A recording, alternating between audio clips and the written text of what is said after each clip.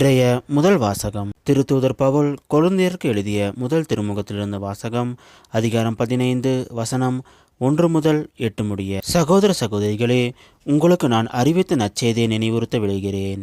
அதை நீங்களும் ஏற்றுக்கொண்டீர்கள், அதிலே நிலைத்து நிற்கிறீர்கள். நான் உங்களுக்கு அறிவித்த நற்செய்தியை நீங்கள் உறுதியாக பற்றி கொண்டிருந்தால் அதன் வழியாக மீட்பு அடைவீர்கள். இல்லையேல் நீங்கள் கொண்டிருக்கும் நம்பிக்கை பொருளற்றதே. நான் பெற்றுக்கொண்டதும் முதன்மையானது என கருதி உங்களிடம் ஒப்படைத்ததும் இதுவே. மறைநூலில் எழுதியுள்ளவாறு கிறிஸ்து நம் பாவங்களுக்காக இறந்து அடக்கம் செய்யப்பட்டார். மறைநூலில் எழுதியுள்ளவாறே 3ஆம் நாள் உயிருடன் எழுப்பப்பட்டார். பின்னர் அவர் கேபாவுக்கும் அதன் பின் 12 தோன்றினார்.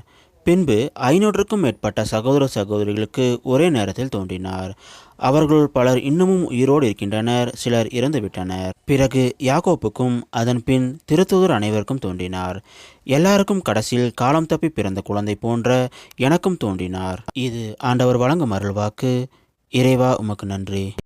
இன்றைய நற்செய்தி புனித யோவான் எழுதிய நற்செய்தியிலிருந்த வாசகம், அதிகாரம் 14, வசனம் 6 முதல் 14 முடிய.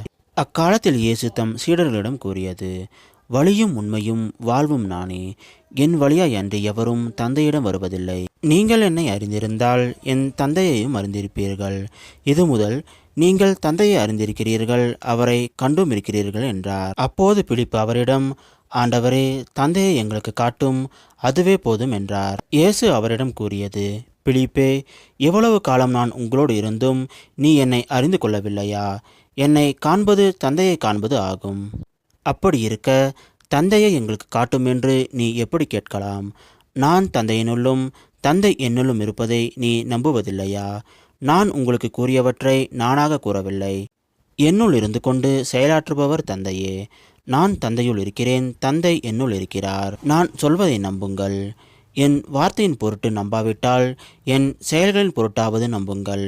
நான் செய்யும் செயல்களை என்னிடம் நம்பிக்கை கொள்பவரும் செய்வார். ஏன், அவற்றை விட பெரியவற்றையும் செய்வார். ஏனெனில் நான் தந்தையிடம் போகிறேன் என உறுதியாக சொல்கிறேன்.